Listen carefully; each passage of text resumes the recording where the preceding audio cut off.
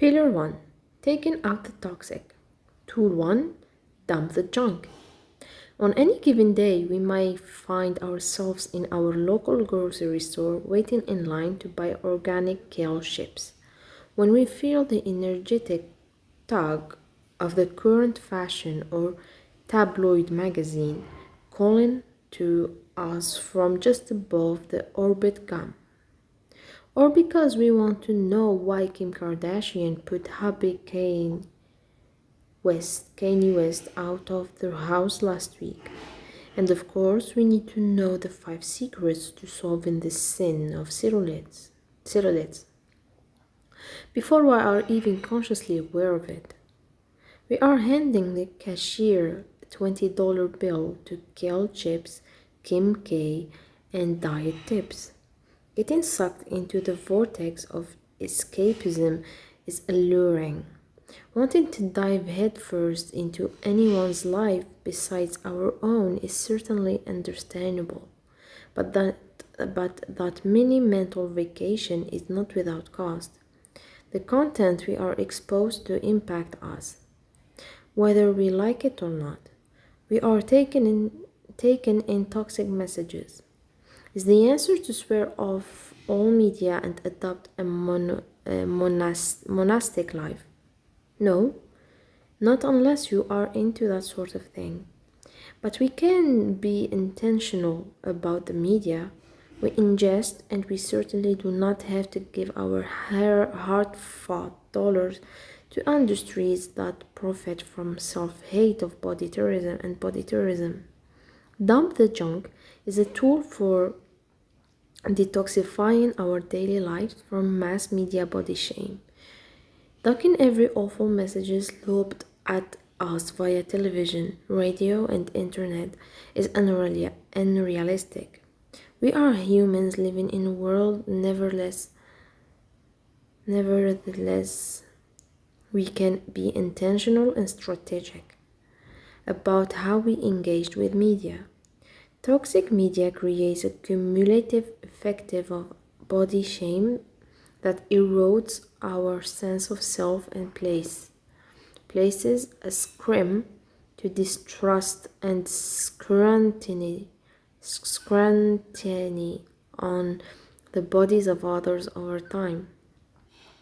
Dumping the junk turns down to the high decibel volume of body negative messages, creating some space for us to assess our own bodies and the bodies of others with the background noise.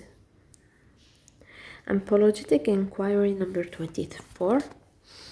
Do you feel unsure exactly how much body shame and body terrorism content you are absorbing weekly? To sort through the static, try on this question. What am I watching that contribute to the oppression of my body by making bodies like it bad, wrong, a joke, invisible, dehumanized, a caricature, shame, etc.? To actively dump the junk, consider a media fast. Commit to 1 day per week when you actively choose not to engage in television, radio, or social media content that reaffirm negative messages about bodies. If you are flipping through the channels and land on Real Housewives of Pluto, change it. Reading a magazine with an ad for how to lose those stubborn 10 pounds, set it down. Hearing radio ads offering new plastic surgery, turn it off. Do you have a job in which you must engage with the media? Spend time interrogating the messages. What is the content asking you to believe about your body? What is it asking you to believe about other folks' bodies? Notice your thinking after your media fast. How do your mind, body, and spirit feel? Fill your time with new areas of interest. Complete unfinished project. Spend time with friends. You just gave yourself 15 extra hours a week. That's what you call radical wealth.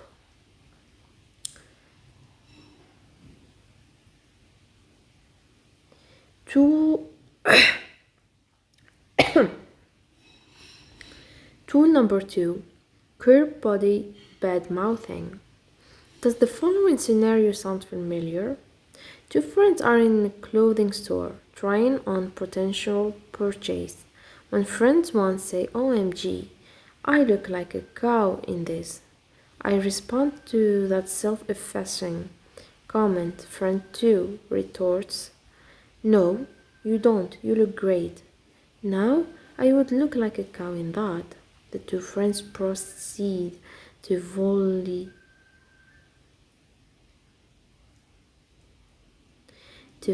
mutual accolade over fitting rooms doors, all the while tossing darts of body insults at themselves. We call this friendship. Our society has formed a sense of cultural camaraderie around body shame that dictates we affirm one another at the expense of ourselves. This is a menacing mechanism of body terrorism in a society that applauds our ability to make ourselves literally and figuratively smaller. It is no surprise we employ this strategy within our social relationship. How often are we asked to shrink ourselves in size, presence, and power? To be bold and apologetic is to quickly be maligned and as cocky, arrogant, or worse. Couple of this capitalism model of scarcity that suppose there is not enough money, space, time, or love for us all. And it is no wonder we find ourselves abducting our personal power to uplift our friends. That happens when we toss out that tired model and stand unapologetically in our power. We not only embolden ourselves but also inspire those we love to do the same. Radical reflection. Self-deprecation is valued as a sign of wit in today's culture. Comedian Louis C.K. and Amy Schumer have risen to great fame and the backs of their perceived flaws and inadequacies. Unfortunately, this band of humor also make it easier to make fun of others. Singer-songwriter Jill Scott did exactly that in the concert documentary Dave Chappelle's Block Party.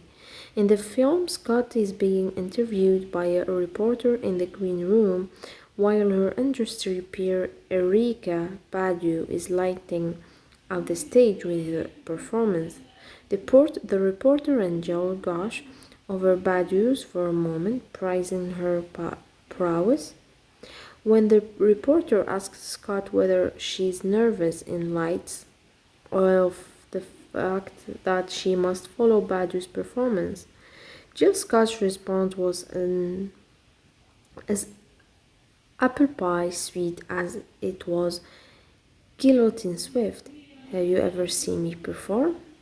Scott did not see shirking her power or shirking her talent as prerequisite for appreciating and supporting a fellow artist. She was unapologetically clear that owning her gift is no way diminish Badu's.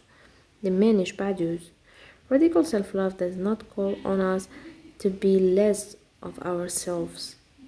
Radical self-love summons us to be our most expansive selves, knowing that the more unflinchingly powerful we allow ourselves to be, the more unflinchingly powerful others feel capable of being. Our unapologetic embrace of our bodies gives others permission to unapologetically embrace theirs. How we speak about our bodies impact how we experience our bodies. Language can be a tool for body terrorism or a tool for radical self-love.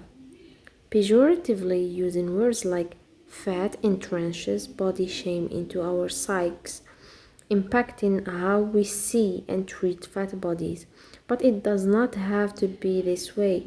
Body activists, authors, and fabulous friend Jess Baker articulates these sentiments in her book Things No One Will Tell Fat Girls. Saying I'm fat is and should be the same as saying my shoes are black, my clothes are fluffy, and Bob Saget is tall. It's not good, it's not bad, it just is. The only negativity that this word carries is that which has been socially constructed around it. We don't need to stop using the word fat, we need to stop hatred that our word connects with the word fat. Curbing body bad mouthing is the perfect tool for moving our self deprecating language from the default of constantly running background noises to a body shame language we recognize and interrupt as often as possible. An apologetic inquiry number 25. Notice the two words you use to describe yourself negatively. Which word do you hear others using as insults? Consider words like fat, crazy, gay, black, blind. Keep track of how often you casually use these terms. Make a list of body shame free alternatives.